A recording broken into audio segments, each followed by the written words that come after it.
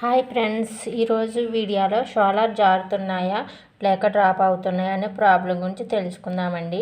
Shoulder జారుతున్నాయా అని చాలామంది అంటూ ఉంటారండి. కొంచెం మందికి అయితే బ్లౌజ్ ఎక్కడ కుట్టించుకున్నా షోల్డర్ జారుతున్నాయి అంటూ ఉంటారు. సో అలాంటి సమస్య ఉంటే నేను చెప్పే టిప్స్ పాటిస్తే మీకు ఎప్పుడైనా షోల్డర్ జారుతున్నాయా అనే ప్రాబ్లం ఉండదండి. అలాగే ఈ వీడియో చివరి వరకు చూడండి, మీకు క్లియర్గా అర్థమవుతుంది. ఇప్పుడు నెక్ వెడల్పు కంటే షోల్డర్ వెడల్పు ఎక్కువగా ఉండాలండి. అంటే షోల్డర్ 3 ఇంచులు తీసుకోవాలండి. అలాగే కొంతమందికి బాగా షోల్డర్ జారిపోతూ ఉంటాయండి. వాళ్ళకి కూడా నెక్ 2 ఇంచులు, షోల్డర్ 3 ఇంచులు తీసుకుని చిన్న చిన్న మార్పులు చేసుకుంటే షోల్డర్ అనేది జారకుండా ఉంటాయండి. ఆ మార్పులు ఏంటో తెలుసుకుందాం. షోల్డర్ బాగా జారుతున్నది అనే వాళ్ళకి షోల్డర్ మెడ దగ్గర 1/2 ఇంచు మార్క్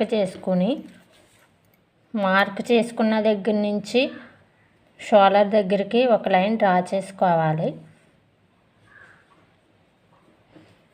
అలాగే అదేవిధంగా ఉక్స్ పెట్టి కాజీ పెట్టి వైపున మెడ దగ్గర ఒక 1/2 ఇంచు మార్క్ చేసుకుని మనం చివరి ఎడ్జ్ వరకు క్రాస్ పట్టి దగ్గర ఒక లైన్ క్రాస్గా డ్రా చేసుకోవాలండి.